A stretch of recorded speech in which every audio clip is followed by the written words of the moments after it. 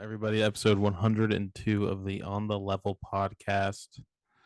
Coming to you not live, but we are alive at 3:52 Eastern Standard Time and 12:52. 12:52 Pacific Standard Time on the west coast of Florida. Our Hollywood insider Jordan Allen, co-host of the On the Level podcast, here again.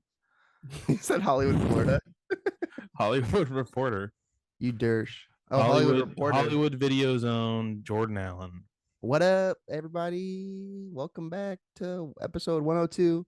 We didn't do an episode last week on account of our schedules conflicting with work. Eric had work, and then Thanksgiving. So we said the we'll week, push it off. Yeah, let's push it off. Give everybody a week off.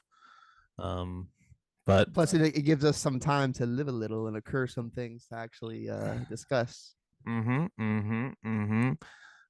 Anything interesting in your week happening? Any news? Any personal news? Any personal news? That you can share. You don't have to share everything. I'm going to Hawaii for the first time next month. Oh shit! You going to the Big Island? Yeah, big up the island. I'm going to Honolulu, which I believe is on Oahu. Oahu Island, yeah. You should learn to do some history while you're there, dude. No, I definitely will. I'm going with my mom, my sister. For the, Are you staying at a resort? My mom wanted. No, we're staying at an Airbnb. My mom wanted to take us to Mexico, but I'm still working on getting my passport. I'm one step closer actually because I have a copy of my birth certificate. It's just the city of Los Angeles. But yeah, nice. So I got to take that to the passport office and get my actual passport. I had a passport 10 years ago, but I think I was exactly 18. And so I was like a minor on my picture. I need to just update it all. Yeah, I need to get my passport soon. So you can go. Yeah, because I think with the Japan trip, that's next Christmas, right? You're trying to do that next end of October. End of October. Okay.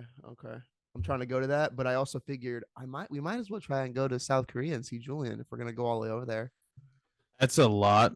Maybe I want to spend like 3. I invited Julian to come to the Japan. Oh, that's trip. perfect. That's perfect. So I'm still. He doesn't know what his schedule is going to be in by the end of that time of the year. So we'll see. But I did let him know that I was planning on going to the to Nippon.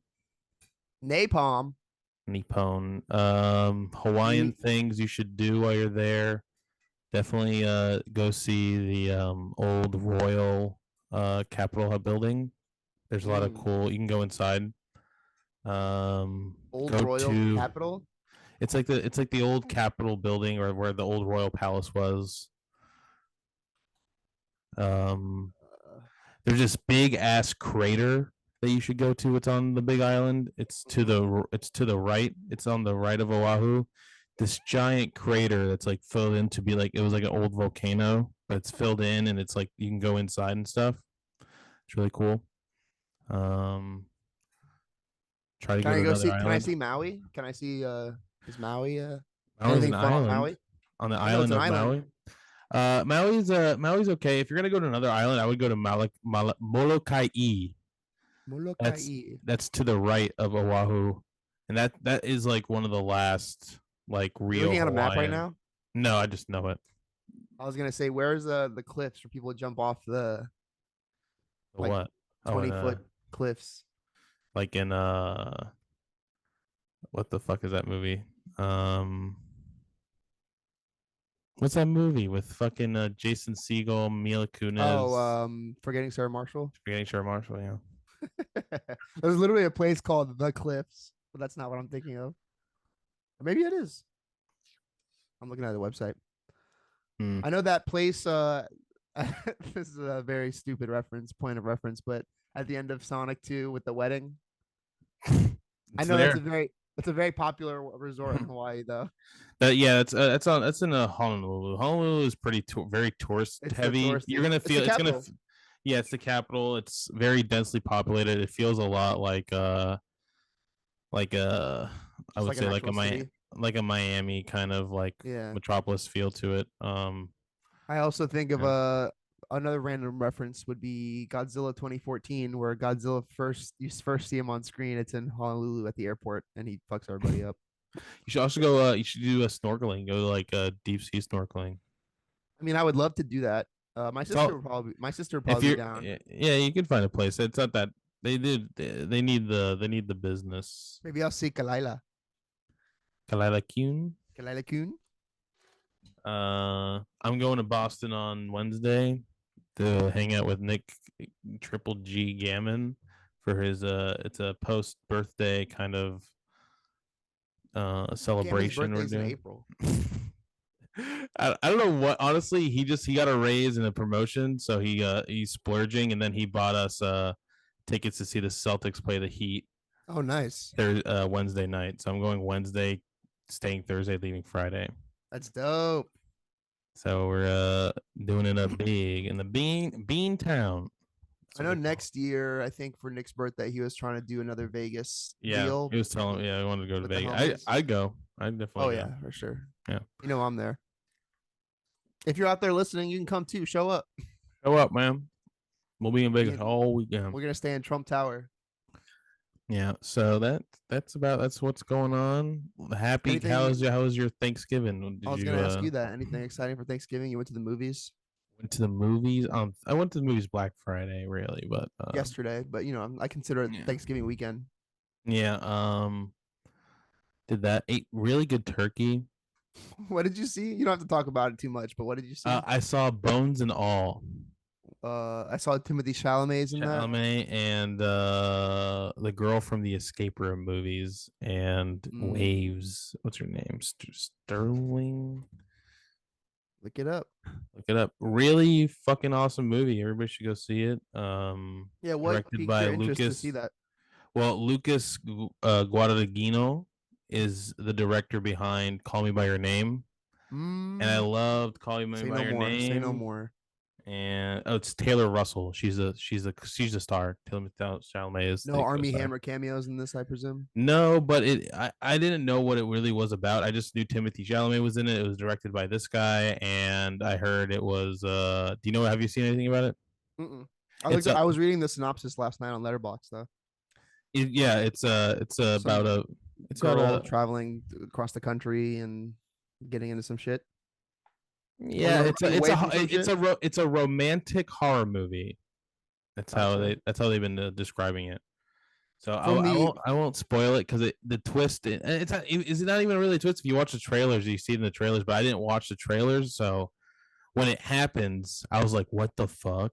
And it's very gory, also very gory. See, I didn't expect that at all. From what I was looking at, very gory. It's awesome. I loved it. It was great. You know, a movie I was thinking of when I was reading the synopsis and looking at the screenshots of it. I was thinking of that Shia LaBeouf movie called American Honey. Yeah. That girl. It's like American Honey, but if American Honey had like a twist, a fucked up twist. With the twist, yeah. Oh wow. What did I watch? Oh, you done on that? I didn't mean to cut you off. It's really good. Really liked it. Timothy Chalamet is awesome. Love that guy. Those are fantastic performance. So does a female lead. Taylor Russell did a great job. Also, the other guy who's in it did a really good job. Great movie. Good time at the movies. Good time at everyone's Thanksgiving Day smash. Thanksgiving Day smash. It's a perfect primer for Avatar: Way of the Water. If you know what I mean. Oh God. Did you or Colton watch the fucking parade? No, he probably definitely watched the parade. I did not watch the parade. I just want to know if Sonic was there. You can look it up. I think he was there. I'm just wondering if you saw it. I did not. I don't watch the parade. Me neither. I don't really give a shit about holidays in general, really. I appreciate Thanksgiving a lot more now. I don't know. Why? It's a good meal. You know, it's like I cook for myself all the time. So I sit down and have like a nice turkey, like smoked turkey and good sides. I was like, man, this is fucking nice. I was thankful. Well, plus family, of course. Like as we get older, family isn't going to be around forever. So it's kind of, I learned to appreciate it. Whereas before I kind of was a Grinch. Same. I'm still very much a Grinch, but again, I understand the value of just being. It's just around. A good time. It's just the vibes, you know. Yeah. It's a good moment to check in with the people, you know. I'm at really the talk house to them. now where the events are taking Mm. place. So now I have to kind of set up, but it's all good. I mean, I'm a strapping young lad. I can up and move some tables and chairs and shit if I have to. Do you host? Do you like, hey, can I get you something to No, drink? I don't. I kind of host. Like, I will ask people if they need anything or if they need anything, let me know. But I'm not one that's like overly Yeah, going yeah, yeah, around like, yeah, "Are you yeah, good? yeah. Are you good?" I don't do all I that. hate that. I hate I went that. to I was eating outside last night and I asked everyone when I was going back inside, like, does Hmm. anyone need anything from inside, drink or whatever? So, but other than that, I don't really. Once Yeah, everyone's functioning, I kind of just yeah, like disappear into the back. yeah, Plus the cat, I have to keep an eye on my cat because he runs outside and yeah, people come man. in and out a lot, and so it's kind of annoying. Definitely. I got recently. I got a cat feeder. An automatic Wi-Fi cat feeder. Did you ever see the one that I had for my cat? No, is it just like is it gravity feeder or is it like? Oh no, No, yeah, yeah, yeah, yeah, it's yeah, on a timer, but yeah, you yeah, like yeah, can press the button and it'll drop food. yeah, yeah, yeah. I got one of those, I think and if you can connect with Wi-Fi though and actually like um yeah, I set the times and stuff dispense it for on him. your own, that's Yeah, probably better. yeah, I said it. I said, hey, I has two feeding times, so but it's working. It's one of the new inventions I have in my room. Inventions. You I want have to go a ahead and give us a room tour, buddy? sure. I can do a little room. You Let really me see don't if I have you can don't set have mine. to, but Let's if you see. want, I was Here, joking. there it is. That's my room. Here's a tour. Wow. You got the to the right, or is it my right? You got the cat feeder, and you got the record player set up like that because it acts as my Bluetooth speaker to those speakers on the shelves. You know, it's funny. I was watching a bunch of cats on Hulu for like this. Mm-hmm. It's like you put it on TV during Christmas, and they had a record player just like that leaning up against the wall. It was like a vertical record player, and it was Yeah, spinning there real are. quick. Yeah, I just need to get longer wires I for see the my Brockhampton family up there. Brockhampton family box. Got it this weekend. I got mine's too. Green. I see you have the Then blue shirt on. the blue shirt. I have it on. It's the only one that was left in my size. And then you have my. Here's my setup. I got two. There it is, everybody. That's the setup. That's the room tour. Oh, is it? This one had a white shirt, and this one has the blue shirt you're wearing. You bought two? I got two. Why? This one's not open. I'm kind of just thinking about just holding on to it. Um, And then I wanted the shirts, but I like the packaging and the CD, so I'm just gonna hold on to one of the CDs and keep it sealed. Did you get any of the TM?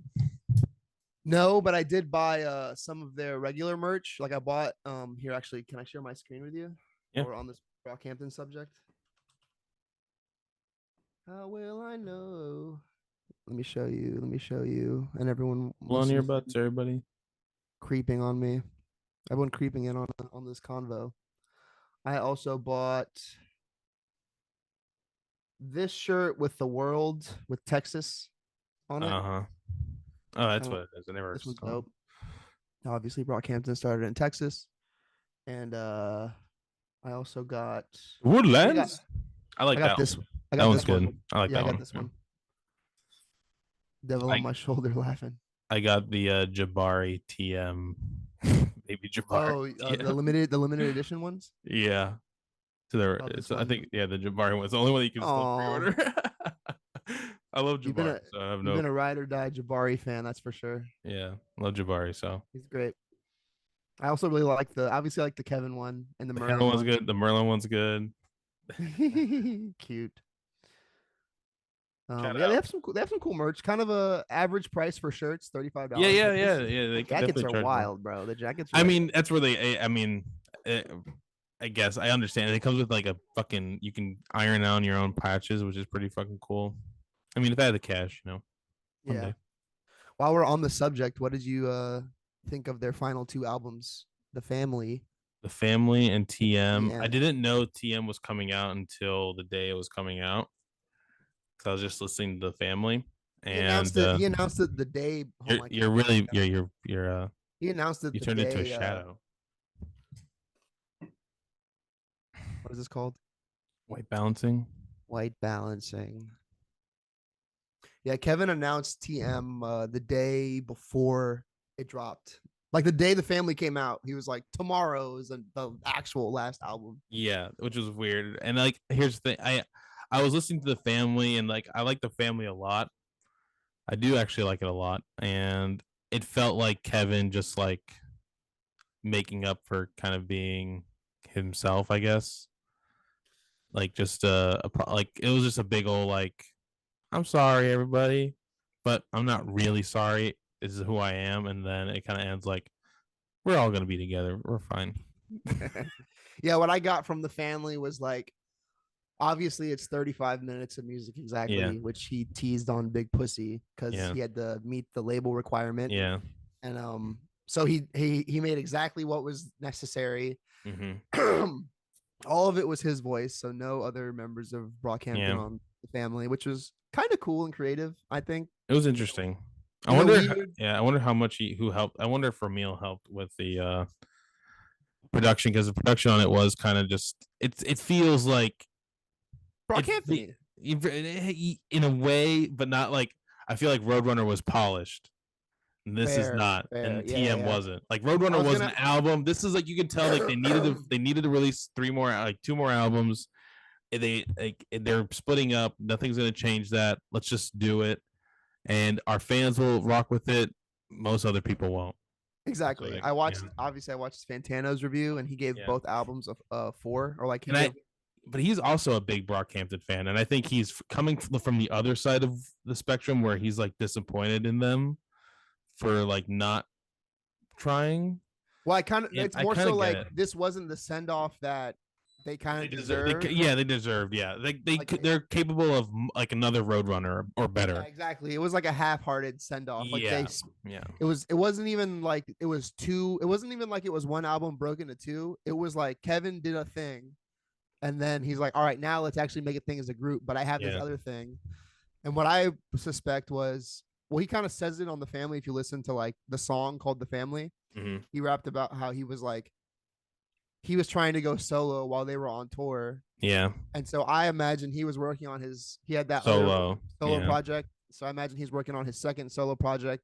And and this then was that, or and this then was when like the he scraps finished, of he's that. like, all right, let's just make this the Yeah, last Brockhampton label project. And then whatever we're working on next can be the final Brockhampton album. But yeah, I agree with you. Like they could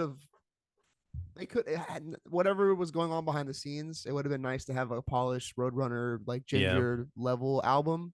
Mm-hmm. But I just appreciate that they're kind of going out on top, I guess. Like it doesn't feel like a half-hearted retirement like Logic, No, no, you it know. doesn't. I feel like they It put feels like out a they're bunch actually of, going to take a break yeah, and go away for a little bit. yeah. They put out like their music videos. They did like the amp session where they talked all live and answered questions and talked about all the albums. I haven't listened to it yet, but it's on YouTube. Um, I'll definitely check and it, that out. yeah, they talk about Saturation One. There's three, broken up three episodes. Three, like Saturation's first episode. Everything before TM and Family is the second episode, and TM Family is the last episode. You know what I would love to do? Brockhampton album tier list. I have it on the dock. I was going to do that. Were you really? But like, do we have the Yeah, Photoshop thing? yeah. I mean, we can. I can put up. Let me see if I can find a Let's do tier it. list. While you set that up and kind of explain some rules, I actually put some deodorant on because my armpits are stinky. Okay, this will just be cut I'll out. be right back, everybody. Okay, so something else I was thinking about with this Brockhampton send off deal. Mm-hmm. On the album, on the family, he has a song called RZA. Mm-hmm. On Roadrunner, at the end of, I think it's Chain On with JPEG Mafia, they have the Cream sample from Wu-Tang Clan. Mm-hmm. The Cash Was Everything Around Me sample. And then on the album, The Family, he has the RZA, kind of like recordings of RZA and Kevin having a conversation. And then RZA says something like, he's like, you guys got the boy band thing like on lock. No one else got it like that. And then he said, he's like, you know what else is weird? Like, do you know what label Wu-Tang Clan was signed to? It's like RCA. So apparently RCA signed Wu-Tang, and they also signed Brockhampton, being two like hip hop groups or whatever for two different Mm-hmm. generations. I thought that was interesting. And then that also makes sense in how they got the sample for Cream for Roadrunners, because RCA has the rights to the Wu-Tang music, at least whatever music they made under their label. But You know how Wu-Tang has that album that no one's ever heard and Yeah. Martin Shkreli bought and it was a whole thing? Mm-hmm. I feel like Brockhampton could have done something not like to that extreme, but like made a final album that had some value or like rarity to it. That's kind of why I bought two. Like I want to just hold one in the case just in case Brockhampton never makes music again. I have that cool little piece of memorabilia. Okay, so they don't have one, but I'm making one right now. So we can just No name tweeted album coming soon. Y'all still with me? And I say yes because I love No Name. Shout out to No Name.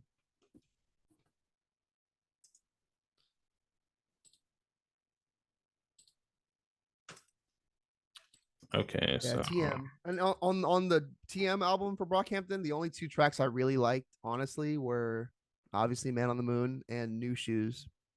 I kind of man, didn't really care for the rest of them, if I'm being totally honest. I gotta look at it. Okay, Like so I the have family has a Big Pussy, which had that video, which is that song's awesome. yeah. And then it has that all that like interpolation. Yeah, Like that's kind of cute. It that's feels a fun. little lazy, but it's kind of cute. I like it. I mean, there it's like I feel like it's you can tell like that was an influence for them. It's also a if anything, it's just like a flow homage because I know Drake does that a lot, or like Yeah. artists do that a lot, where they do a flow like an old song as like a reference, and a lot of people don't catch that or notice that.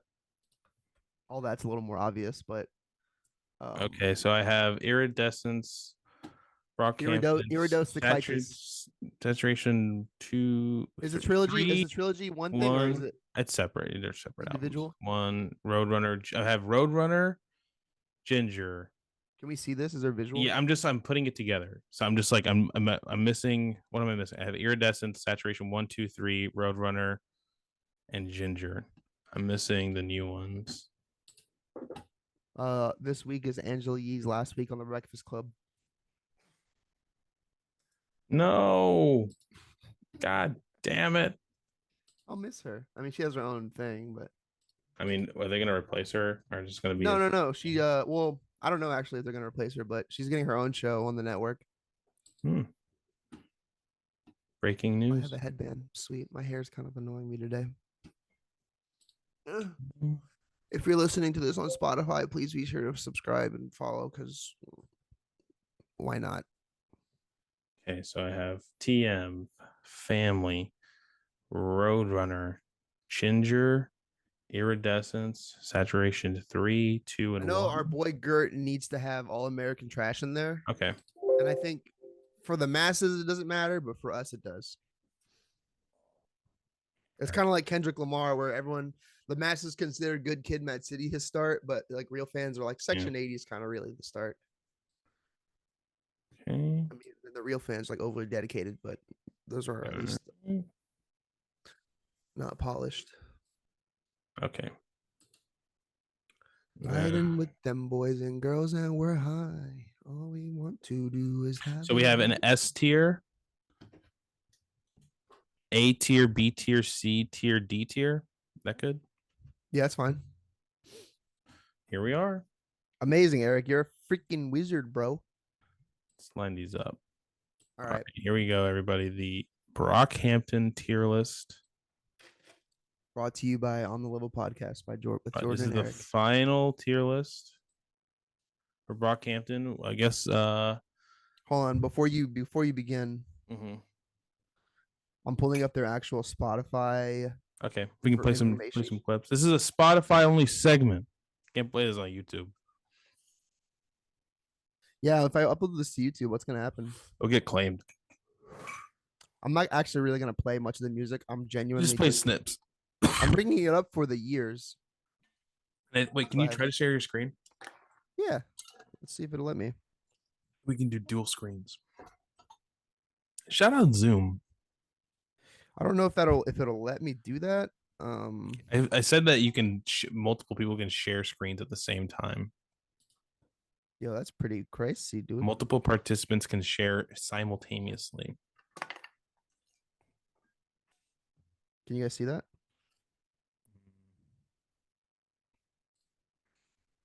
Are you sharing?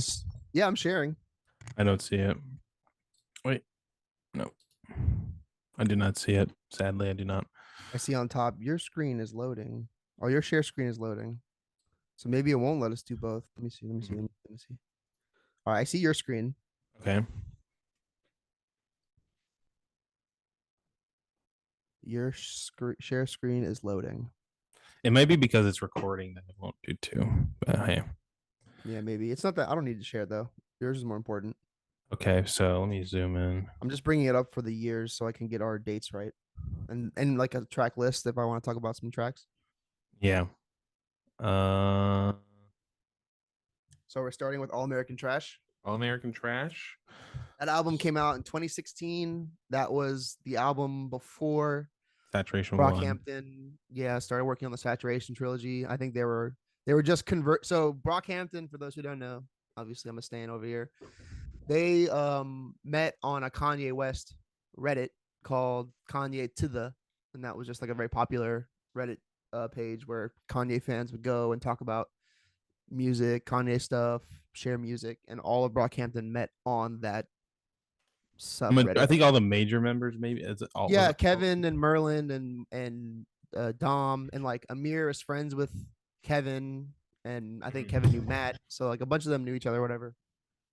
And I remember Kevin saying that he started sending like once they started coming up with the idea of getting together to form a collective, they all went to Texas where Kevin lived. So Merlin, I forget where Merlin. I think he also grew up in Texas, but he's from Ghana, Africa. I think Jabari is from where is Jabari from? I think he's a.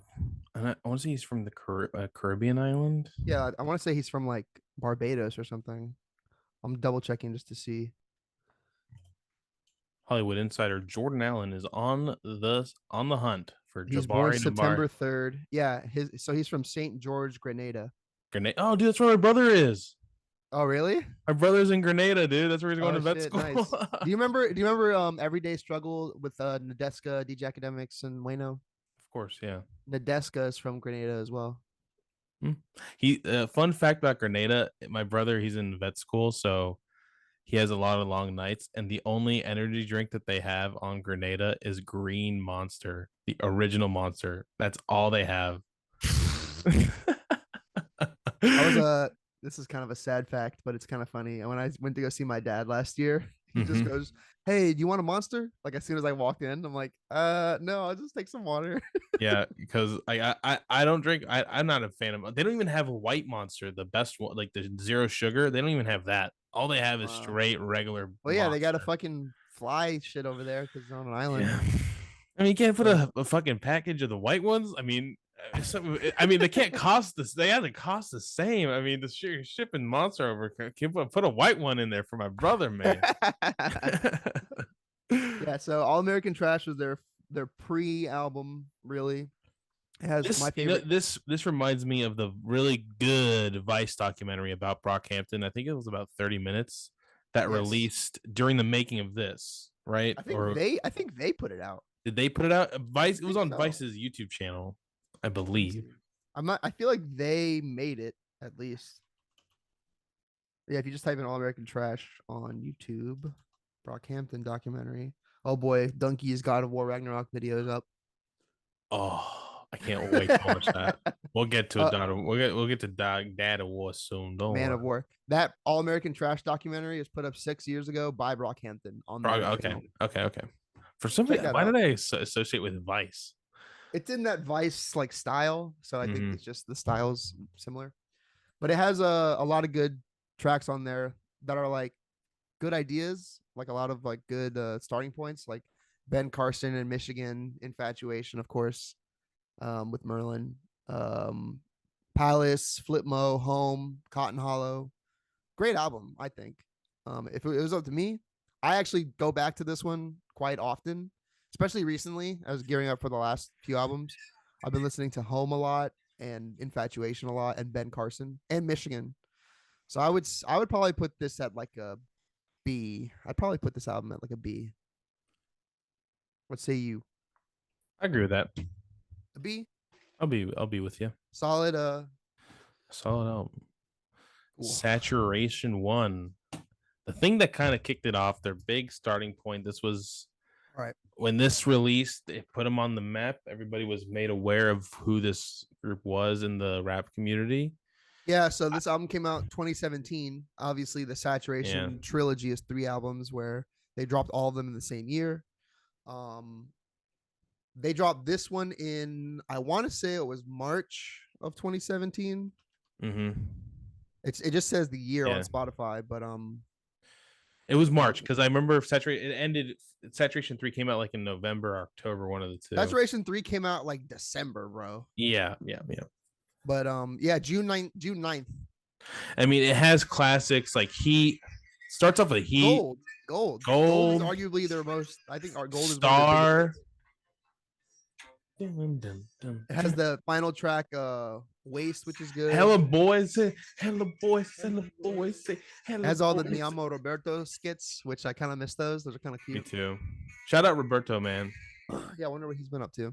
Yeah, I follow him on Instagram. He looks like he's living an interesting life. I gotta say, so obviously in our friend group, I put Brockhampton on for everybody. I introduced it, but I gotta give credit here because this isn't. It's all shared information.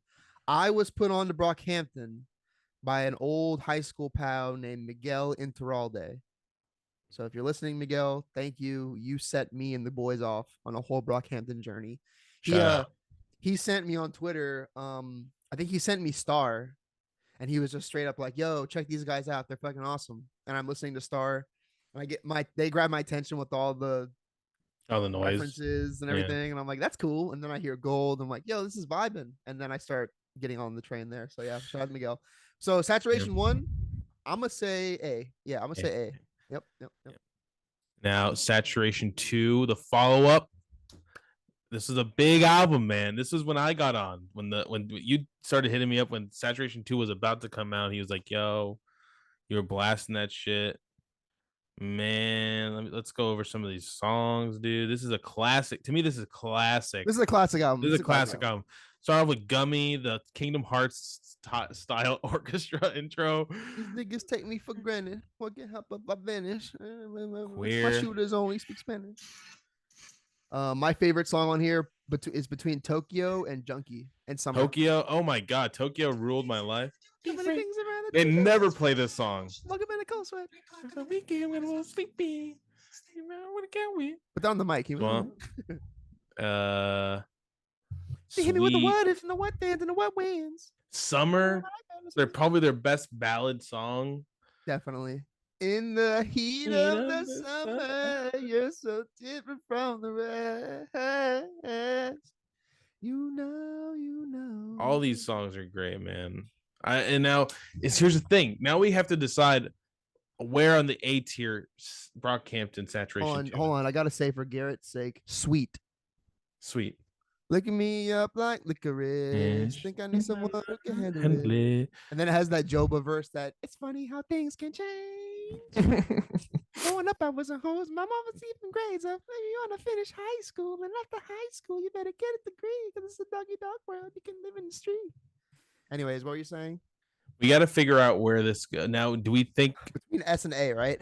It's A, but is it better than Saturation 1? Yes. All right, I agree. But not by much. That's why it's an A. I would say it's an A tier. I think because of songs like Summer and Junkie, because Junkie's Kevin doing the whole why niggas rap about being gay? Because not enough niggas. That's very important. Yeah. Summer is a great ballad. It has Sweet, which is the video of them in the 7-Eleven with all the members, which kind of got you introduced to them better. Yeah. But one has Gold, which I think is a fucking smash. It has Heat, which is a smash. It has Star, which is a smash. I think one has I'm debating whether to say better song, but one has like harder songs and 2 is a little softer. 2 is like they're getting into that softer ginger side. Yeah. This was their first like foray to putting some pop songs. I don't know, bro. Now that we're talking about it, I'm kind of thinking Saturation 1. I'm kind of thinking 1 over 2.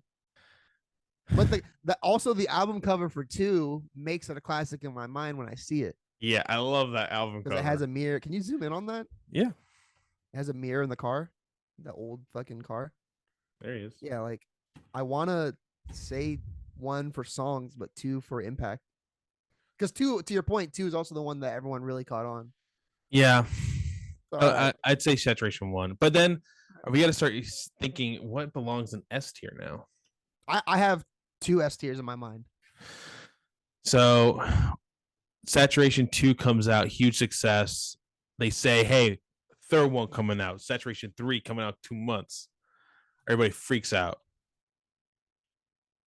December 15th, 2017. 2017 3 opens. I've said it before. I'll say it again. Best opening song to any album is Boogie. It gets you right into what that album is all about, dude. Just it like it's awesome. It's like the best opener. And It's like that hype going into bro. that third album, dude. Ooh, and it's like, and the hype was leading, and like that album is like the hype for the third one was high, it was like super high, and to start with Boogie, bro, Boogie, come on, dude. Boogie alone is S tier as a song. Yeah. Followed by Zipper, which I love because it has Matt's cool, one of my favorite verses from Matt. I do, I know, I do, I see in my eyes. It has Matt doing the Lucky Days, I feel in the fussle. Your boy is dusty like Russia, but fussle. Hear that shit. Bleach, Hottie. The funds in the truck, add it up, add it up. Got my funds in the truck, add it up. Sister and then Nation. Rental. Which one's Rental? Come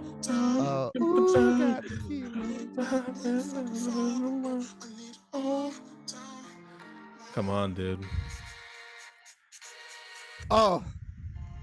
Stains. Stains is my favorite. And then Team. This is a fucking banger. Fucking Stains is everybody listen to Stains. That song's amazing. I spent like a year and a half on a Greyhound bus on the way to see this girl. Last album with Amir. And Team, the final song on this album, if you listen to the last minute, it loops right back into Saturation 1. Yes, which is really cool. With the weird little sound effect that they added. So this sound effect leads right back into the first one. Fucking awesome. They go on tour and they're fucking killing it on tour. We see them in Tampa. Yeah, awesome show. 2018. Awesome show. Everything, that whole night was great. Here's the thing. I'm kind of thinking, for now at least, 3 is S, bro. I'm thinking so too. I think so too. 3 is S. 3 is S. I feel like it's a great combination of what made Saturation 1 great and what made Saturation 2 fantastic. And it's like a really good combination of both sounds. Yeah, it has the hard songs and it has the cute little ballads, the teams and the rentals and the hotties. Yeah. And then I think they broke up like a couple weeks after. No, after this was the drama with Amir. Yeah, that's what I'm saying. Amir, they broke up with Amir. But which was a huge moment in the group. Some say they never really reached the saturation levels. I don't know. Hardcore fans disagree. I think they hit some great stuff later on too. From what I gathered as a hip hop fan first, and then I'm a hip hop fan first, and then I'm probably an experimental hip hop fan second, where like I'll love an artist if they're making good hip hop, but if they start going into the experimental realm of changing their genre up, keeping it hip hop based, but infusing it with like Kid Cudi with the rock shit, or even Kanye with some of the rock shit that he started doing later, I respect the artistry of that. So going into Iridescence as their 4th album or whatever after the trilogy, they kicked Amir out. They had to. I think it was. They had to. I think it was label pressure. I think it was fan pressure. Like the fans were pressuring. Because like the Brockhampton fandom is very open. It's very female based. It's like very like trans. It's a very positive group to be a part of. It's a very inclusive. Like all people are welcome. Like any walks of life, come listen to our music. And the allegations against Amir were just like. You can't. It was really just emotion. They say emotional manipulation and abuse, or what. And I put the quotes because we don't obviously know what happened. Yeah. But I think Eric and I specifically, we've been on the internet long enough where we've seen a lot of cases of people who have had allegations against them, and as time has gone on, the allegations were valuable, but they weren't as severe as whatever. Yeah, I mean, but we don't know. We don't know. Yeah, but he couldn't be a part of the group. He couldn't Like be a part it's of the like group. Yeah. he couldn't. It was like The fans he were had to go. too Yeah, the annoying. fans were too, and it would have been too weird to have him on. Like you had all these weird stuff going on. It just Right. didn't make any sense for a group to have him on. And it's And like, obviously, I always play kind of like a devil's advocate to things, but like with this specific thing with Amir, he was a it big really part of the noise. He was it a hurt, big, bro, yeah, it hurt. because He was a lot of people's favorite. He was like that. He was like the hardcore rap. Like he was like the he was, yeah, underground battle definitely rap, one of the like better battle rappers. rap, like better rappers of the group. And it had and it Him, Dom, Kevin. Yeah. And then when he left, other people had to step up their game. And I think in some songs, it really shows. I mean, Dom has some songs in some of these later albums that he just spits. Joba spits for a little bit. Matt Champion, I think, is Oh, awesome. so good, So good, dude. His flow is amazing. It's gotten Yeah. so much better. So I I want think to say, I want to mention with the Amir thing, like obviously he was impactful because he's on the cover of the 3 Saturation albums. Like he's all over that. Him and Kevin were like tight before the group, and they kind of started he was like the kind of the public face, and Kevin was the face behind the scenes. the creative guy. And Yeah. Post all of the kicking him out and everything, I know Kevin's talked about it being like heartbreaking, and like some of the members of the group didn't like that he had a relationship with Amir after the fact. Yeah. I feel for him. And then like, so the Saturation trilogy before Iridescence, the Saturation trilogy, they put out this like box set with all of the unfinished songs and like cut versions of songs on this box set. They're all on SoundCloud, which that's how I access them. But Amir has a song on or he's a verse on a song called Track 19 that I always play. It's Amir and Matt Champion, and Amir has a verse where he talks about how like he understands his downfalls as a man in term like with his relationship with women, and what he's learned after all of that was like he's gonna just not be so public with it. So he has a specific bar where he's like, I don't talk to strangers about my new arrangements. And when it's a Saturation cut, it's on SoundCloud, he's out of the group, no one's listening to that, but when I hear it, I go, oh, I see what he's struggling with. Like at the end of the day, we're all people, you know, having the spotlight on you is a crazy thing, especially if you're a public facing group. Like you got to like, I'm sure there's stuff about me that if somebody heard a story that happened with me with a girl, it'd throw this like shade on me. But again, nobody really knows what happened between the two parties. Same goes for like the Aziz Ansari thing, you know, like allegations are one thing, and then it's revealed to be a little Nick Robinson, you know, how the whole thing, you know. This is really just to you, Eric, because I don't really know how many people know about all the other stuff, but I just want to say shout out to Amir. Listen to his solo stuff. It's really good. Yeah, you can listen to him. So yeah, all of that turmoil is definitely felt in Iridescence, which was a follow-up album. That was I want to say that was September of 2018. Look it up. Looking it up. It was in 2018 for sure. Yeah, September 21st, 2018. Yep. I have a good memory of like where I was at when the projects dropped, so I can remember the years. Yeah, but I kind of remember I was working at a law firm job, and I used to be really high on this album because it was a follow-up after Saturation. Amir left. A lot of the turmoil shows in the songs. Yeah, where they really hit the industrial experimental like rap shit, where they're like using all kinds of hard ass 808s and bells and drums and zing sounds, and like you listen to the opening track New Orleans, it has that high pitched buzzing noise. Yeah, but I love that song. It's a nigga brother, do you feel me? Also a great song.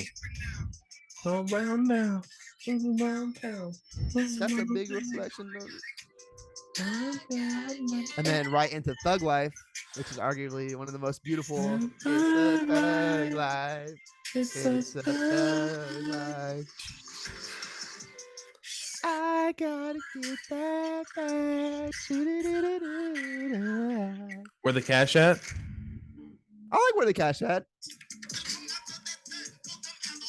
Merlin. But you hear that German you hear that.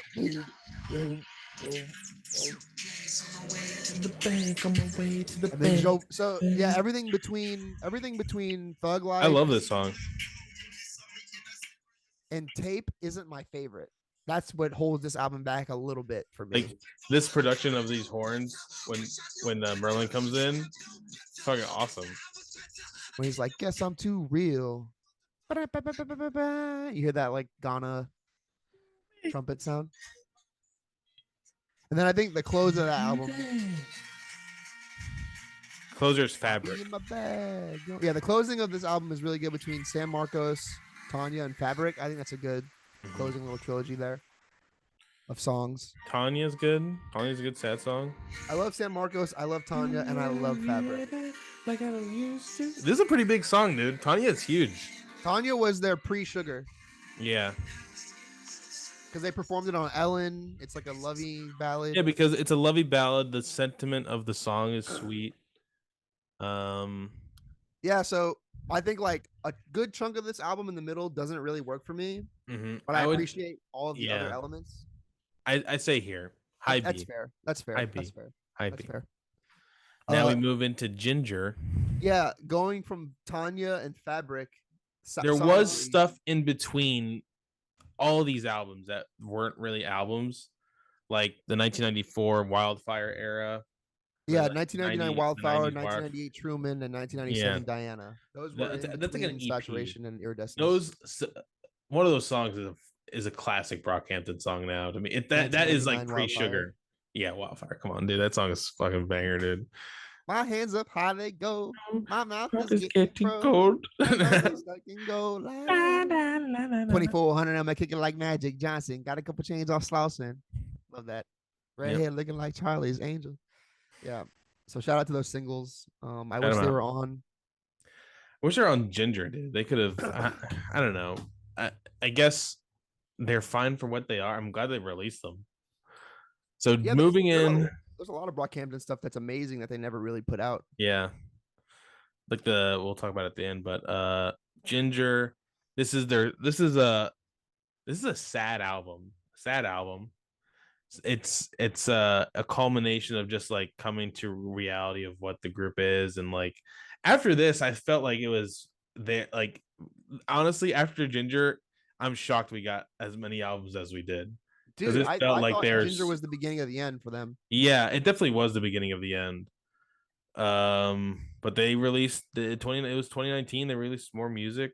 They released 3 more albums. Sugar has their most played songs on Spotify. It has 400. Hold on, I just scrolled right past it. It's a classic. So Sugar has 443,402,903,000 song plays. Almost halfway to 1 billion. No Halo. No Halo's Boy good. Bye. Good. I love Boy Bye. Love Boy Bye. St. Percy.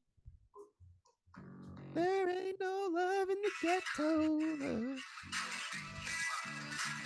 And the album art, I love the album art honestly for all the albums. I think all their album art is really good.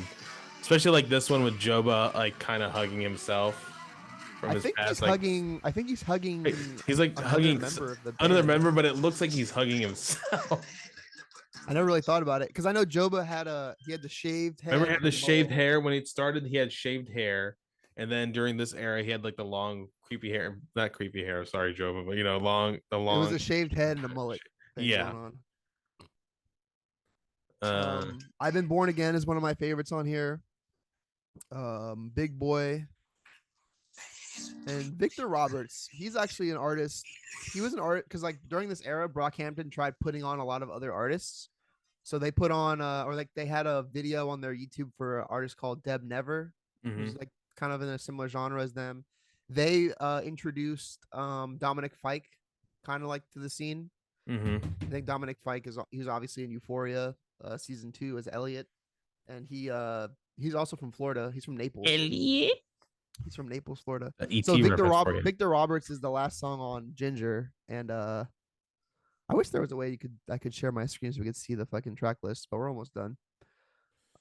Yeah, Victor Roberts is a guy who is friends with. I want to say he's friends with Dom. and he's a rapper. So they had him on the final outro of that song. I think it's a good song. Don't really like it as the closer for Ginger. And Victor Roberts, the guy, or at least I think that's his name. I followed him on Instagram. He's kind of like, he lives in Long Beach, which is interesting. And he's kind of off the grid now. Like he kind of like deleted his Instagram and stuff. So, but I understand trying to put people on. I think this is right here. No. What? Well, hold on. You think it's better that you think Iridescence is better? For my personal enjoyment, let me think. Yes, for my personal enjoyment, I like Iridescence more, but that's just me. I'll give it to you. Because if I go back to one of them, I go back to Iridescence way more. Yeah. I never go back to Ginger, honestly. Yeah, I agree. There's more like stuff to be found in Iridescence, I feel. Like at least for because of the experimental nature of it. Yeah. There's a lot more going on there. Whereas arguably, like for someone like our pal Nick, I don't mean to speak for him, but I've had conversations with him with like the direction Brockhampton was going post saturation. And he's not really fond of a lot of their sad boy stuff. So Ginger's a lot of that. Yeah. And obviously I got into Brockhampton for the rap. Like I'm a rap fan first, so this one's not enough. But again, like Boy Bye is hard. St. Percy is hard. I've Been Born Again is hard. Dearly Departed is too slow and sad. I don't really remember Ginger or Love for My Love. Like there's so many songs on there I don't remember. But anyways, now moving on, 2 years, a 2-year hiatus. The boys went to the lab, and between this, they did release music, and it's honestly very underrated Brockhampton music. It was like they uploaded it and deleted it. What was that? The technical difficulties era of Brockhampton. 2020, bro, right at the start of 2020. COVID. They released 3 or 4 songs. And they released they did 4, and all of them are bangers. And I was like, oh shit, they on something now. That was that on something now. Mob, LMF. Yeah. So technical difficulties was their pre-Roadrunner album that they uploaded to YouTube, as Eric said, and then they deleted and scrapped. Yeah. So songs like Chain On were Chain on Roadrunner. Was on technical difficulties. Yeah. Obviously, that it was called Man of the Moon now on FM, but it was called Los Angeles back on technical difficulties. So technical difficulties era led up to these last 3 albums. I think that the sound was very technical difficulties inspired. I think I would say not the family. I would say definitely Roadrunner and TM were influenced. Definitely Roadrunner, because Roadrunner is like the pieces picked up from Tech Death. And this came out April 9th, 2021. That's Nick's birthday. Shout out Nick. And this one to me, S tier. I agree, and I want to let's talk about it. This album came out, and I was hyped for it because they were releasing songs for it, and I was like, I like Buzz Cut with Danny Brown. That video, this video, this is Boogie-esque, dude. This is like opening this is Boogie-esque, dude. Definitely. And then that sample was Jay-Z's Dead President. And then the visuals, like the visual style they went with this album was so cool. Like the 3D models and stuff. Who let the dope boys out? Thank God you let me crash on your couch. Oh my God, then I'm praying. And then they got Danny Brown to come in. Where is he?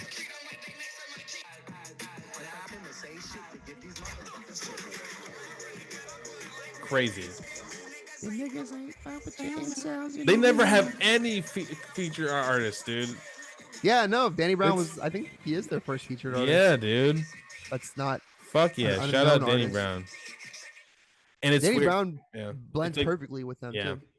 And then you got Chain On with JPEG Mafia. This album was filled with collabs. Go ahead, throw the chain. See, because I feel like they had more time. They could have given their music to other fucking people, and they could have done something else to it. Well, that's what I think is gonna happen. I think going forward, Kevin will dive into his solo stuff more. Yeah. But Ramil, I can see Ramil, Merlin. I can see Merlin going solo, but I can see Dom going solo. I They're can all see going Ramil solo. and Jabbar. Like I can see all of them working on other music as well as solo stuff. The Count on sound, Me, the bankroll. Bankroll with ASAP Ferg and ASAP Rocky. The light. The light is worth The the Light is wait. Worth the Wait. Yeah, this one was about Joseph's dad, right? Windows Windows is my favorite. goes Everyone should hard. honestly just listen to the album. Windows You're on go. Spotify. It's on here. I'll take you on. So to me, Oh. this is high praise. I think every song on this album is worth a listen and not let me think. Not a skip. There's no skips. No skips. None. Yeah, I agree. Roadrunner is Old definitely News, What's the yesterday. Occasion, When I Ball makes me cry. Don't Shoot Up the Party. Amazing. Dear Lord makes me And cry. they had an awesome Apple Music concert at what's his name? The famous Rick Rubin. Rick Rubin's like his compound. Yeah. Great concert. A lot of cool variations of these songs came out on that. Great. I thought honestly they're set to go on tour. Huge tour announced. Gert bought tickets to see it with his sister. And then how many months was it until so this album came out April 9th, 2021. I would say so it was during Coachella last year where Kevin announced the group was breaking up and he's like our last performance will be at Coachella Live as a group. Yeah. And it was not true. No, not true. But I guess at the time that's what they thought. Yeah, for sure. But yeah, so we knew. But then at the end of that concert, he teased something. He teased there's a video of him like he has all the members in like in a studio, and he's like, "I've been working on something, and I want you guys to listen to it." And he pressed play, and it's like the start of it cuts. Yeah. But yeah, that was presumably The Family. The Family, yeah. Where before The Family came out, I was a couple weeks before, I was on Reddit reading as I do, and a fan had speculated that their theory for the last Brockhampton album was just like an album of just Kevin doing impersonations of all the other members, and it's gonna be like, you know, just to meet the record label requirements. And then the album came out and it was all true. The whole thing was true. So this came out last or 2 Fridays ago? Yeah, 2 Fridays ago. Almost almost over a year. Since when? Since the Roadrunner came out. Oh yeah, Roadrunner was April 9th. Yeah, over a year. So yeah, The Family, which we've kind of already said our piece in the beginning. I think it's good. I think it's here. I think it's high B. Am I wrong? It's weird because it's just Kevin. It is. So it kind of like throws me off. So can we make a category for C? Can we make a category for just instead of D, it's just Kevin? Yes. Okay. Just Kevin. Here, I can edit it. Really? Yeah. Here we go. Look at this successful tier list. Just Kevin. Just Kevin.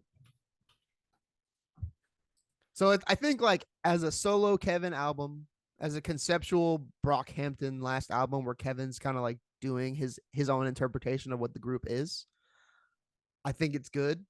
As their final album or whatever, like this one in TM, I'm not quite satisfied. So, but I appreciate the music. Yeah, I feel like.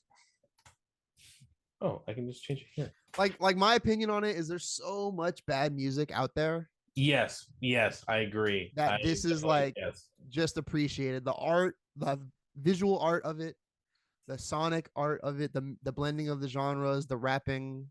This one's arguably one of the most unpolished.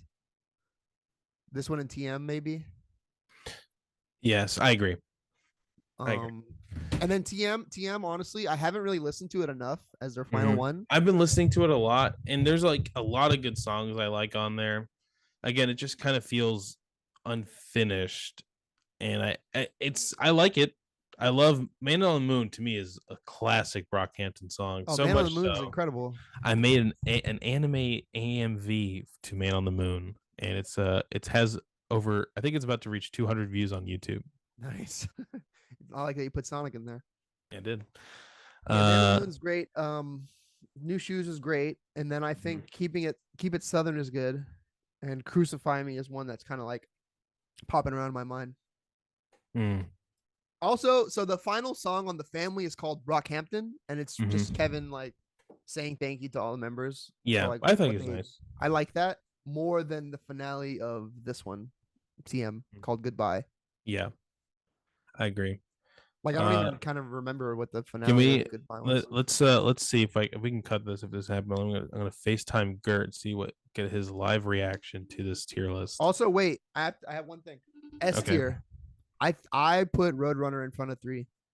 Okay. Roadrunner is probably my favorite, Let's see if he and that's only answers. because Technical Difficulties isn't technically a final album, even though I have the album on my phone. Mm-hmm. All right, so no. But I will share this. I'll save this. He'll see it. He'll see it. He'll see it later. But I'll yeah, you can save save it. it too. But this is the final rankings. Let me think. Let me look at it. Roadrunner, Sat 3, Sat 1, Sat 2, Iridescence, Ginger, All American Trash. Part of me, this is kind of crazy. Part of me might put American Trash above Ginger. I was thinking the same thing. Yeah. Yep. And then yep. And of course, if Technical Difficulties once again was an album, to me it's S. It's my favorite. Yep. It's the best. I agree with you on that.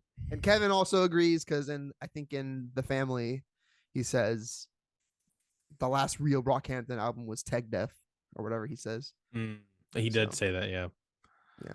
All right. Let's So that's move all of on. it. That's We all did of it. it. That was a Good job. fun segment. Good job. Ian. Something the old on the level would never do. Just technologically challenged. Yeah.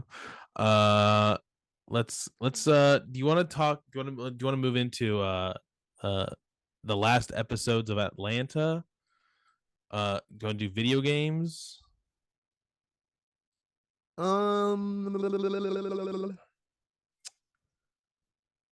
Twitter hasn't ended, so there's that. Yeah, Twitter hasn't ended, but it is breaking. I have been noticing it is. I had a date yesterday. I think Thanksgiving. I was at my uncle's house and was not loading for like 10 Really? minutes. Yeah. Oh wow. Okay. Yeah, last episode of Atlanta. Want to talk about it real quick? Real quick. Yeah, I watched it. I've been slow. I just watched it today. I just watched it Spoilers? today. Spoil. Fuck yeah, spoilers, man. Oh yeah, go watch it if you're interested in watching Watch Atlanta. Atlanta, dude. I think Lawrence actually said he's going to start it soon. Watch Atlanta, man. That show is beautiful. Love that. I honestly did love the last episode. This is spoilers. I love how it ended with a Darius episode. I love that Darius, like a weird Darius, philosophical, Like a Teddy Perkins level Teddy weird. Perkins weird episode, and to me the only problem I have with it, it doesn't seem like the end. Exactly. To me, it's like that's my issue exactly. it doesn't to me there wasn't like it didn't feel like the last episode, which I'm thinking there might be an Atlanta movie. Atlanta movie. I think they're leaving it open for an Atlanta movie. Huh. Or something else. I don't know, because I feel like it didn't feel like I feel like they left it open. Like maybe we'll come back to this. Sure. This is where we're leaving these characters. Maybe we'll come back. It doesn't That's feel fair. like That's fair because the ending of it is vague in the Inception type way, where it's literally, is it a dream? Is it real? We don't know. There's no answer. Even then, it's like, is today just a dream, or is it just like these? Is it like the whole dream thing? I felt like was it to me. It didn't negate anything that happened before that episode. It just means to me like, oh, Darius went to the float tank and he dreamt this day. It doesn't mean everything else before. Well, I have my own personal theory on it, and that's so this final episode of Atlanta, Darius is doing a lot of sensory deprivation tank therapy, which is obviously real. And he keeps having moments where he's he thinks he's in reality, and he wakes up in the sensory deprivation tank, and he's dreaming. But the So only way he knows he's not dreaming is if he sees a thick Judge Judy. Which was just kind of a funny, silly, like you said, very Darius episode thing to do. I like that element of it. But so there's a part in the episode where he meets one of his homegirls on the street. She gives him a ride. A cop pulls them over. Oh my god, dude, that was gets a great into a scene. scuffle with the cop, and takes she goes, the gun. No, but she like down. She's like the officer. She was like sipping on vodka. They like led up to that, and then like vodka in a water bottle. The cop is like, "Ma'am, what's in the water bottle?" And she's like, "It's water." He's like, "That's water." And he's like, "If it was water, would I? If it wasn't water, would I do this?" And she just chugs this like chugs the whole thing. Big. And Darius is like, "What?" That was one of those moments where I'm like, this show's always done something kind of weird, but like, it was. Then the very next shot was her running away from the cop, Darius being stuck in the car, and then he like lifts up his hand and he has the gun. Yeah, and he has like, oh! And then he wakes freaks up, right? out. Yeah, and he wakes up. So there's the moment in season 2 at the end where Donald Glover's getting on the plane, going to Europe with Paperboy, and he has the gun in his backpack. That's right. And they never really bring that up again. They never really addressed that or brought it up again. Where when the goof sits by the door, big part of that, the funniest part of that scene was like when he brung the gun in the bag. He was like, that was to remind them. Well, yeah, they don't know who hell I am. And then in that season 2, I think that's a callback to that. Maybe, but to that, probably. But to that point, there's also a scene, I don't know if you caught it, in season 3. Shout out to James. He helped me realize this, or maybe it was Nick. But there's an episode where a white dude is being chased around the city by a black woman because she says that he owes her reparations. Yes. And so the whole episode's like her following him around, like watching him through the window. And then at the very end, he goes to a hotel. Yeah. And that guy in the hotel is like the dude from the beginning, and he's like the guy in the boat. Not only that, it's referencing the guy from the first episode of season 3, the guy in the boat, but he kills himself with a gun, blasts his head, and he falls into the pool. And then I think it's Trinity to the Bone, maybe might be the next one, but there's a part where Donald Glover's like waiting on his bag. He's like, wait, he lost his luggage. Yes. And it was his stuff. And then at the end of the end credit scene was like a delivery driver was bringing the bag to the hotel where the guy was that killed himself with the gun. He had the same name.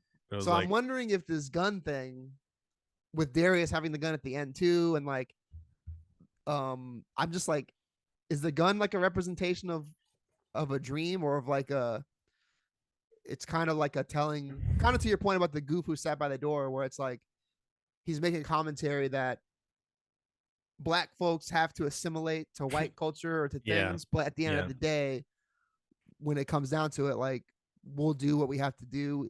I feel like that's the running theme throughout the whole show, because that same thing happened at the end of the last episode at the sushi restaurant. It was like, just if it was like, sushi is served room temperature or something like this, but if I was doing it, it would be seen as dirty, and it's like that kind of same shit. Like it's a parallel of what the world sees, and then the gun representing like where they come from or where they're at. Like, we're capable of these things, but it's kind of a, I don't know, I'm not sure. That's what I'm saying. Like, it's hard to understand what the show is trying to say, but I think it's all in this vague realm of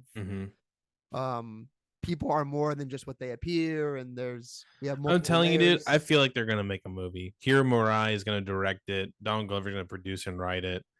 And there's gonna be an Atlanta movie. I believe that wholeheartedly, because obviously it was very ambiguous, left open. But Donald Glover and Hiro did that Guava Island movie with Rihanna. They're gonna make more stuff together, and they're eventually gonna come back to Atlanta. Because Hiro Murai, dude, honestly, the next great director. Oh my god, he every episode that's a banger in Atlanta, he directed it. I don't think there's an episode where he directed that wasn't good. There's more episodes at the end of Atlanta when I see his name directed by that I love, more than the Donald Glover ones that I saw that I love. Yep, for sure. I'm not sure what he has, man, but that dude has vision for like the way he is shot, like composition and stuff is beautiful stuff. Remember there's I don't know if you watched it, but my homie James sent me a video of Atlanta being It's Afro. What is it called? Afro surrealism, Mm-hmm.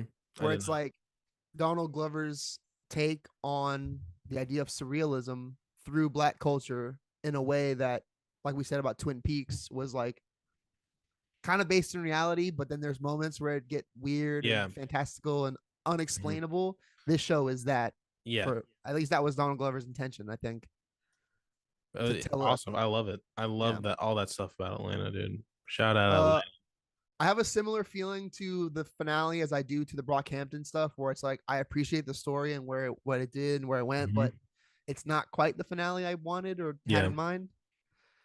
I think I wanted something more like, because even the episode before the last one Yes. is Paperboy fighting a boar and like living out in the woods on his own, and State Farm.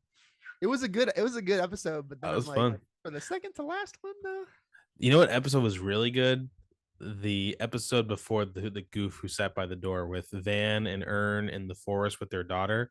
that That one was more of episode, like a finale that type yes, I episode. agree. I totally agree. That to me felt fanatical. Like them leaving with Sade playing in the background and like, oh my god, it was Oh, that episode was I awesome. have another interesting point. So, in that episode, Ern pledges his love to Van and his Yeah, daughter, and yeah. he's trying to convince them to move to LA with him and leave Atlanta.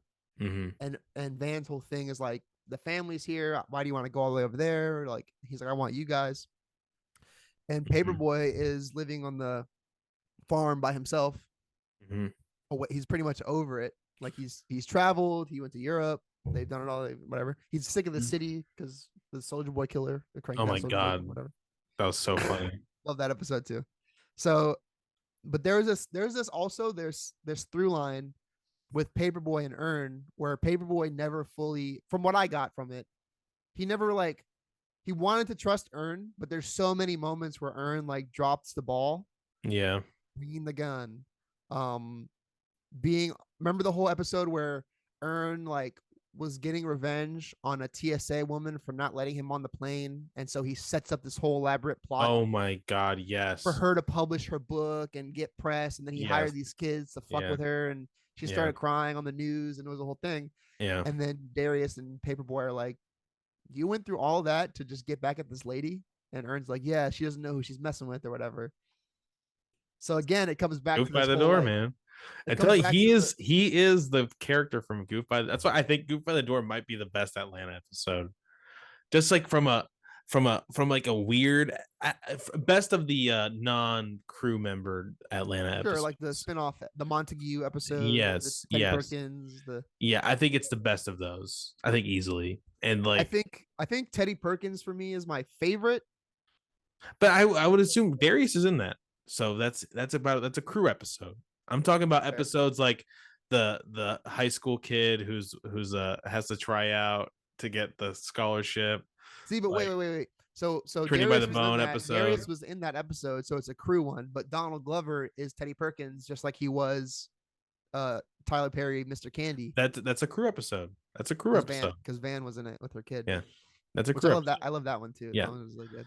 I'm talking about like Goof by Sat by the Doors. So No, it caught me yeah, so off yeah. guard. Again, like reading on Reddit, there's people that were speculating that this Donald Glover sharing his perspective on what he thought the Goofy movie was as a young Yeah. black kid was very in line with what I felt about the Goofy movie growing up. Very black, very obvious. Mhm. And then it's like has this meta thing where this guy became black dude became CEO for like a year at Disney and created this black thing that nobody thought he was capable of making such a authentically black thing that Mhm. was so culturally recognized, which is like a parallel to what he did with Atlanta on like the Yeah. most meta way. So to And your the point, Fox, he went to Fox, like the most whitest network, and yeah. he made like the fucking blackest show on TV, And I man. know early on in the show, he did a lot of that where like the whole he's in the record label eating Cheerios. Like he said that was something he did when he like went to go have meetings with these Mhm. executives. So I think you're right that Goofy episode is very like emblematic of his whole thing with Atlanta, what he did. Yeah. But yeah, I'm Definitely. excited. I'm excited for more. Hopefully they do a movie and like the El Camino Yeah. Breaking Bad movie, like they wrapped it up with that and Mhm. it didn't affect the legacy of the show. I want something like that.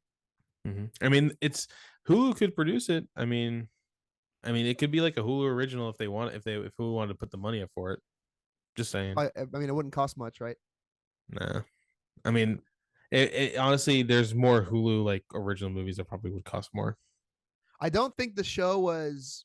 It's obvious that the show wasn't planned out from the beginning, but I think I liked just I the liked where it ideas went. they came up with season to season. Yeah, I love that. It kind of. I had no idea where the show was going season by season, and I love the long time between the seasons. Like there was like a long time between season Well, one and like two. 1 and 2 were like they kind of put the show and the actors on the map, and then Yeah, between 2, 3, and 4, they got super famous, and they were yeah. in. Donald Glover was in Star Wars. Fucking Zazie Zazie Beetz was in Beetz and Deadpool, yeah, and Paperboy was in Into the Spider Verse and Bullet Train and Godzilla. Made the Godzilla and podcaster. Eternals and all Child's Play with Aubrey Plaza. And that. And Zazie Beetz was in fucking she's a Joker. She is in Joker. God, she is in Joker. Yeah. Shout out to James. His review always makes me laugh at that movie where he goes, I too dream of dating Zazie Beetz. But yeah, man, I like where it went. I'm excited for more. I loved it. I think as I'm getting older, I start to find like it's not perfect, the show. Mhm. Just like Brockhampton's discography is not perfect. I'm like, maybe that's the whole concept of life is like things are never perfect, but we have to like learn I to love it, man. appreciate the random imperfections throughout. And it, you look back at it all, it's just an amazing thing. Shout out, dude. Shout So out. shout out, Atlanta. We Shout out, talked way Legend. more about that than I thought we would. It's a good show. We both like great. it. What are you watching now? What are you on now? Malcolm in the Middle, dude. Almost done. You know what I watched yesterday? I watched the first episode of Wednesday. Yikes. It's How's not that? bad. Not bad. It's pretty good. I just want to see Louis Guzman. So far, he's my least favorite part. Really? No, believe it or not, I really like Jenny Ortega. She's really like. I was telling I my don't know who cousin. that is. Shout out, Is she shout out from to the my cousin. Transformers movie? No, I mean she's from this. Like people are gonna know her from Wednesday for sure. Oh. But she's obviously in other stuff. But I was telling my cousin like the show does a good job. Like it's kind of modern and current to like young kids and like they mentioned like social media and stuff. But it's directed by Tim Burton. Danny Elfman does the score, so it has that classic like this feels like Edward Scissorhands or like Charlie and the Chocolate Factory or you know it has like a serious dark tone under it, and the lighthearted stuff isn't too lighthearted. And Gwendolyn Christie's in it. Fucking all right. So so what's on my list right now on Netflix? I want to watch the Jonah Hill movie that he directed. It's a documentary about his psychiatrist who changed his life. It's called Stutz. It's supposed to be really good, and I think this is Jonah Hill's second movie technically, right? Yeah, mid-90s the first. Yeah, so interested to see how he directs like a documentary. A documentary, yeah. And then I want to see this Japanese live action show. It's called First Love. It looks really sweet. I need to finish Rami season 3, and I need to start and finish Barry season 3. You haven't finished Barry, dude? Dude, so I finished the rehearsal finally, obviously, but like I started Rami season 3. I need to finish Better Call Saul, the last season. I kind of gave up on Andor, but I might finish it because I've already watched 5 episodes, so I might as well watch the next 3. And I have to finish The Bear. Bear's good. I just still haven't watched. Yeah, Bear's good. But yeah, no, I'm cleaning up my list here. I'll tell you what I have been doing though. I'm playing a lot of God of War. Yeah, how many hours in are you? I'm 38. The ending anywhere near in sight? I hope not. I hope not, dude. It's honestly, dude. I'm having game of the year? Yeah, it might be, dude. I'm having such a good time, fuck Elden Ring, bro. Let's go. I'm having such a good time. There's like a point in the game where like I went to this, I finished this main area, and then like there's a side quest to go. It's a side quest. Go do this. I was like, I'm not spoiling anything. So yeah. Yeah, so I'm keeping very vague. So it's go do this. I'm like, okay. And then I use this thing that I got in the previous mission to take me somewhere else. And Mhm. when I got there, I was like, what is this? I walked forward and then like the thing opens and it's like it says the name of what it is, and it's like huge. And I was like, what the fuck?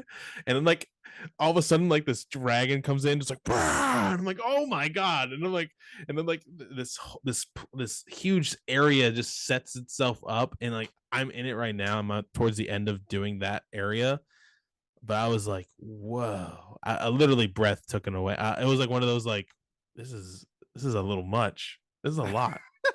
I was like, but I was like so ready for it because I'm happy to hear that because I hate the God of War slander. Like, get the fuck out of here. saying, This dude, game is a fucking I'll get back to the slander, but I love it. I wanted to talk about one spoiler thing. okay. So this is major spoiler warnings. Wait, I don't know if I want to know. No, no, you definitely know it. It's you already did it. I saw that you Okay. did it. You play as Atreus. Uh How do you find that? How do you, I want to get your reaction to that. I've played as him twice now. Okay. I like the combat. Like I like it's pretty much like as familiar and seamless as the Kratos combat, but having the arrow to be able to like Mm-hmm. shoot things faster than throwing the axe is a Yes. much needed thing. Like I like Yeah. that element. Mm-hmm. And his shield is cool. How he uses the Yeah. magic, like makes a shield.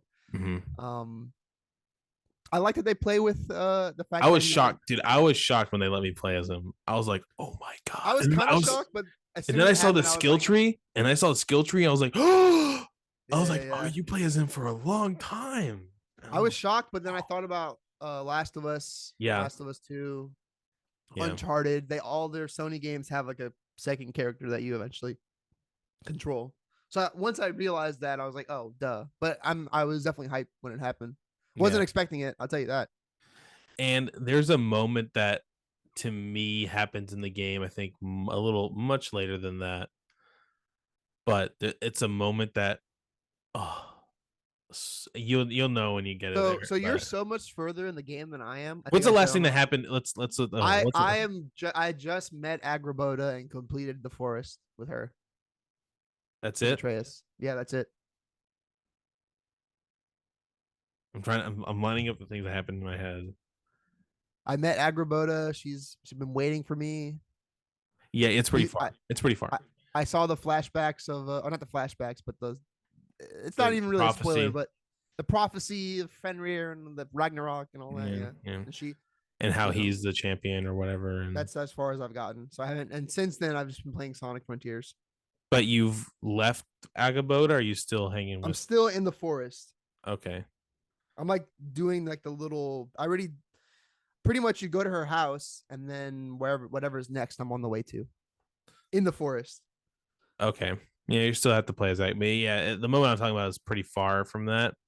But Okay. you'll know when you get there. That's a pretty uh hype moment compared I'm to really trying to beat Sonic so I can honestly just live in God of War because Sonic I'm almost done with. So I'm just trying to get out of the way. how many you're almost done with it. So you have how Yeah, many more I'm on islands? the final island, and I think that's 22 hours in. So I mean, I think 25 I should be done. How do you find it now? Now that I you've love played it. it, love I it. love it. I love it. I love it. There's a lot about it that I was telling on stream last night, which by the way I've been streaming a lot more. Mm-hmm. I was telling Jared that there's so many moments that I love that like kind of take my breath away from like a Sonic fan's perspective. Was You it the have to first be Colossus fight when you turn as Supersonic?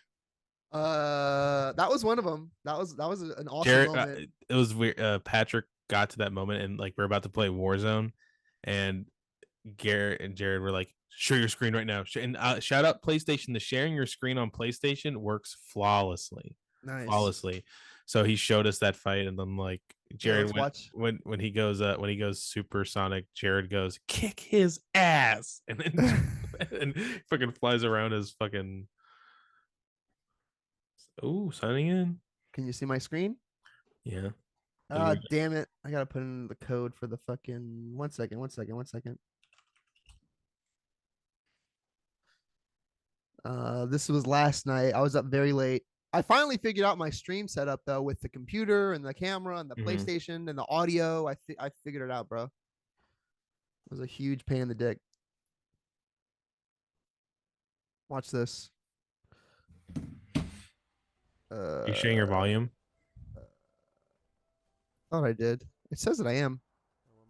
Can you I hear hear it. I hear it. I hear it. Hold on. I'm just going to the boss fight here. We did it. Nice. Oh shit. You like the music? Oh, I love the music. So good. Whoa.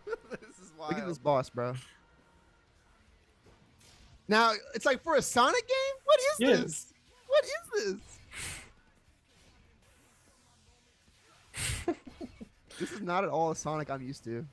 They let the weebs make a Sonic game.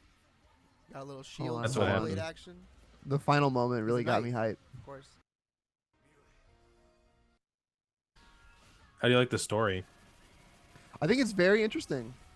Let's Like, go. there's so many teases to the other Sonic games. Sonic, They no! reference Get they up! reference pretty much every Sonic game in this game. All right, we're moving. Really? Yeah. It's like Sonic, he picks up the sword here. Yo! No! Damn. Epic, dude. Epic. He sliced. Yeah, it. the music definitely adds to the epic nature of it. But yeah, look, Wow. you noticed in the story there The chaos, whatever. the chaos species or whatever, like they're aliens that came down. They brought the Is emerald with who's them. the main bad guy? Is it Eggman? I don't Okay. know if I mean, so there's that little antagonist Sage, that little Yeah. girl. I don't know if she's the villain or what an antagonist, but Eggman's still around. Sage is there. Oh, and so far the chaos species brought the Titans with them from space. What is the chaos species? The chaos, these guys. So there's actually like Didn't flashbacks. realize that. Damn, this shit's lagging. Sorry, everybody. Yeah, see. Oh, okay. So like seeing them when I first saw them, I'm like, oh shit, Chaos is in this, or they're introducing they're giving backstory to the Chaos. They crash landed. That's the Master Emerald. The emeralds are alien. Where is it? Oh, I don't have a- Kind of looks like Halo I'm gonna tie my hair. Halo Reach at the end with the helmet on the ground. There it is. Whoa.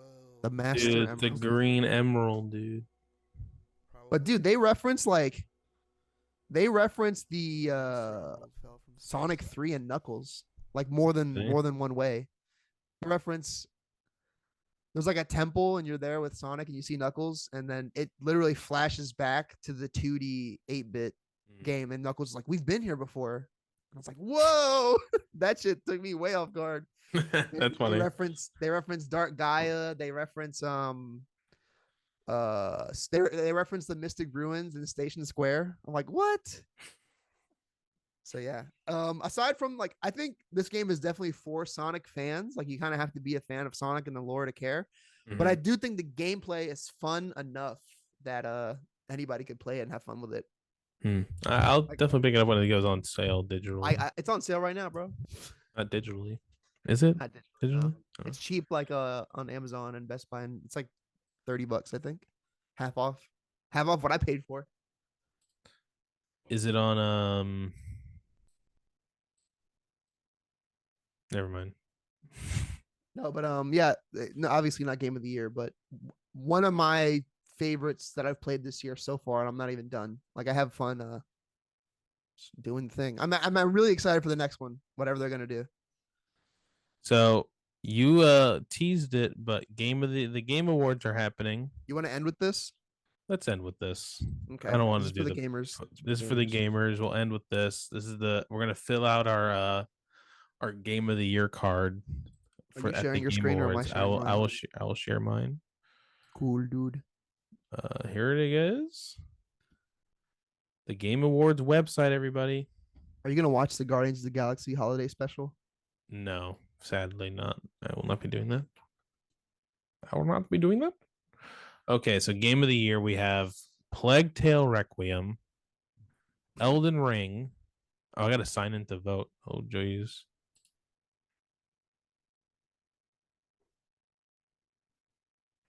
Hey, thanks for listening. If you've been watching this long, I'm sure Julian and James. We have a dedicated fan base of people who watch Yeah. the whole thing. We got her right. We got. Oh, so we didn't talk about this. I got to talk about the God of War. I'm honestly calling. I'm calling this person out. I'm not sure how you feel about calling him out. Colin Moriarty is being a sourpuss. I watched his most recent pod and I saw what he said about God of War. Yeah, dude. Honestly, I cannot stand his take on it. It's annoying. It's slanderous, really. And he said it was boring, and I'm like, what? How is this boring? He thinks Horizon Forbidden West is better, and I honestly, I know, dude. No, I don't. I wholeheartedly disagree. Thank you. What can we do about it? What can we do about nothing. I can't do anything, but I'm calling it out. I think he has a shit take on it. So but Colin, I love the guy. He's a little contrarian sometimes on purpose, but he also might genuinely feel that Horizon was better. Dude, he thought what that fucking shitty game was, game of the year last year, fucking Outriders or something. Outriders, yeah. No, he likes to. He now that. We're gonna get into this game of the awards is very funny because 2022 would be remembered as a very not a lot of games came out this year. Yeah, a lot of games, but not a lot of. I've played a lot and completed a lot, but there wasn't a lot of new stuff. Like I actually just bought Resident Evil 3 because it was $9, so I bought that. So I got to play 8, 3, and then I'll be good to go for 4 next year. 8 just came out with a DLC where you can play it in third person. So wait, so do you recommend when I get to 8 that I play it third person? Third at first, or should I play it through first person? Third person. I think the first person to me doesn't work. I don't like it. I don't like it. So best game direction: Elden Ring, God of War, Ragnarok, Horizon Forbidden West, Immortality, never heard of it, and Stray. What do we do with Stray? God of War. Get out of here, man. God of War. Come on.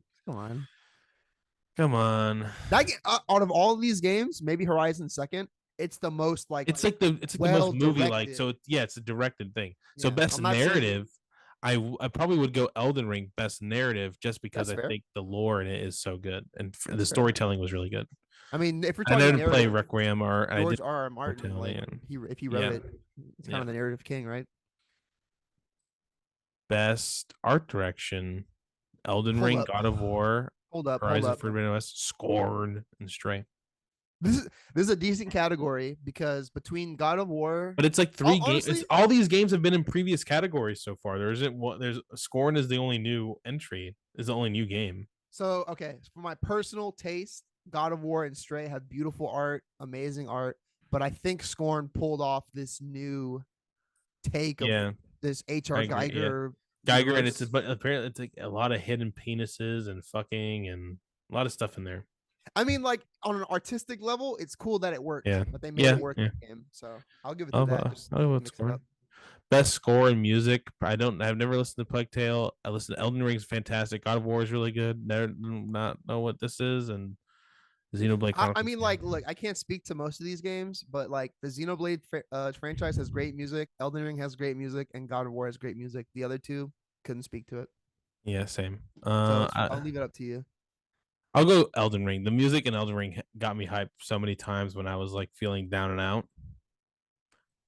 Shout out Elden Ring. Best audio design: Call of Duty Modern Warfare 2, new entry. I'll give it to Horizon. God of War, Gran Turismo 7.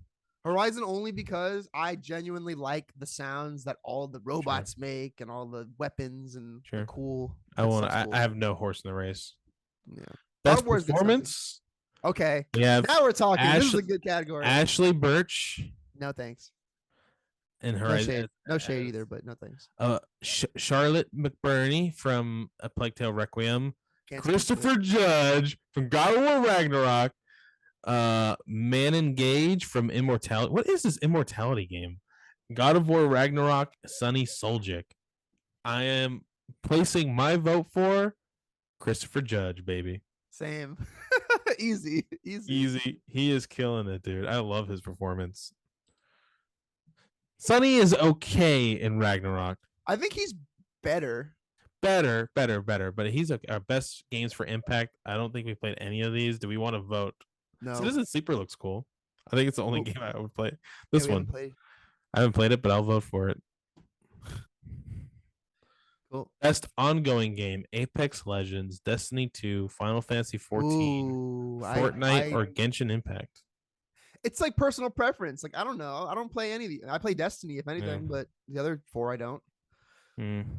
I think Destiny. People got. I don't know. I think Destiny is. I mean, I'll go for between Destiny, sure. Fortnite, those 2 games are going hard and strong. Yeah, I'll go for Destiny. Best indie game: Cult of the Lamb, Neon White, Sifu, Ooh, Stray, or this is a Tunic. great category. I For have me, played Sifu and Stray. I've started Sifu, I beat Stray, and I'm almost done with Tunic. Oh, Neon White was the one that was made by one guy. Yeah, no, I don't know. I think it was like made by one guy. Neon White is really good. I would love to play it. So I would like to play. I would like to play all these. Oh no, it's a collaborative group of independent video game developers best known for creating unique FPS action adventure game, Neon White.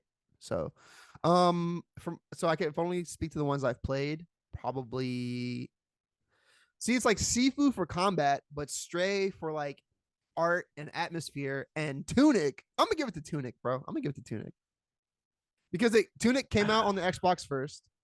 I gotta give it to Sifu because to me, Sifu is infinitely replayable. So is If I Tunic, ever want to feel like a badass, no, I know what you mean. I know what you mean. I gotta go with Sifu. That's fair. I would go Tunic, but I don't care that much.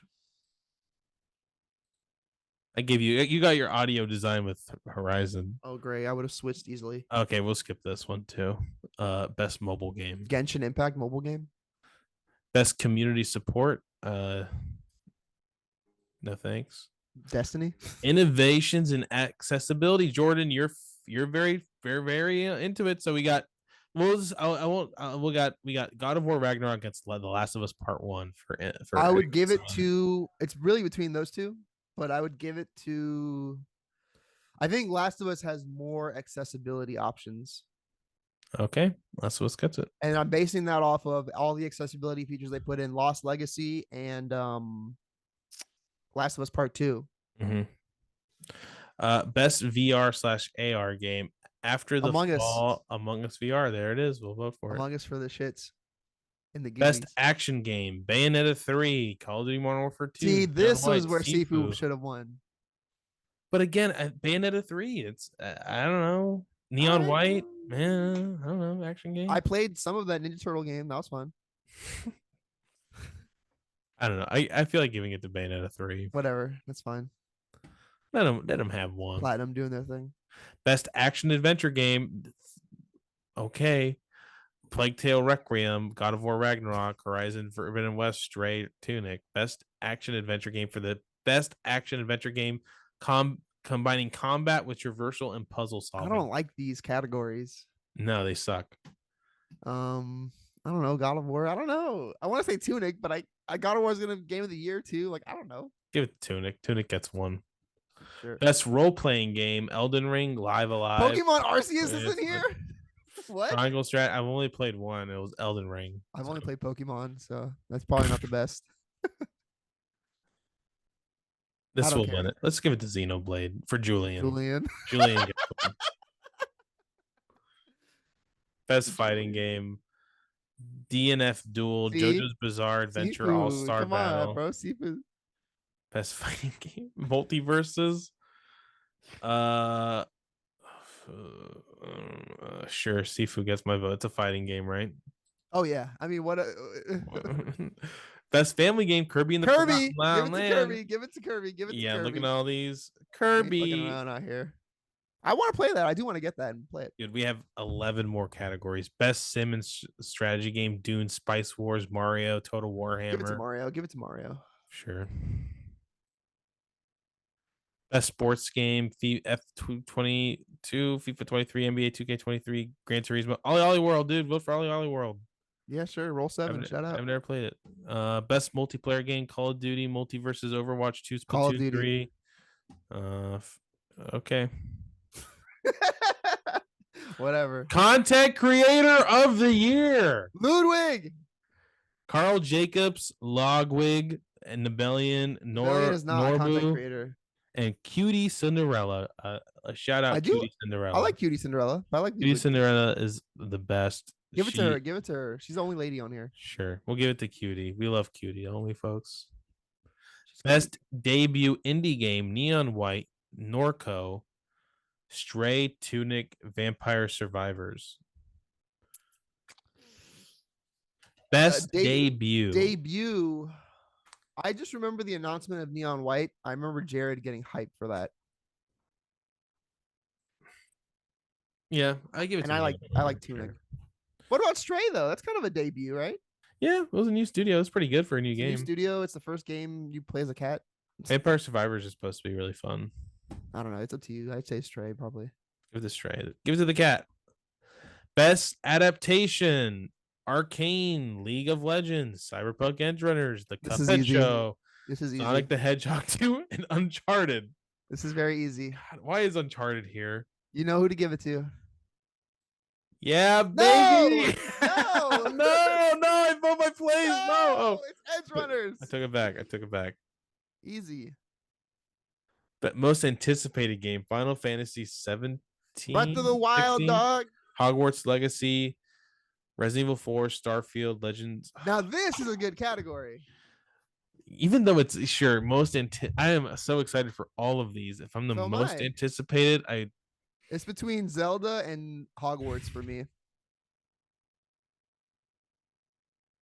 I don't play all of these.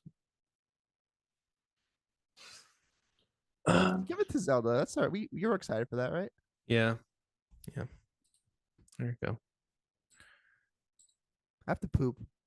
Best esports. Skip. Is Rocket League on here? Best again? esports athlete. Skip, please. Best esports team. Skip. Best esports coach. Skip. Best esports event. That's it. That was it. Right. That's our game of the year. We did it. We shared our results and what we think is going to win. I think that's all we have for this week's episode. A jam-packed episode, really, folks. Definitely. No one does it like us. All right. I gotta poop, so it's been fun. It's been fun, folks. We'll be back next Monday at whenever Jordan decides to upload. I'm not sure what time he's been. This one I will try to have edited and uploaded today and try and just drop it tomorrow, Sunday, the 27th. There it is, folks. We'll see you then. Have a great time. We'll see you next week. Happy Thanksgiving. Stay out in the streets. Oh, I'll talk about my Boston adventure next Saturday. So I'll be looking forward to that. And see ya. Bye, dudes.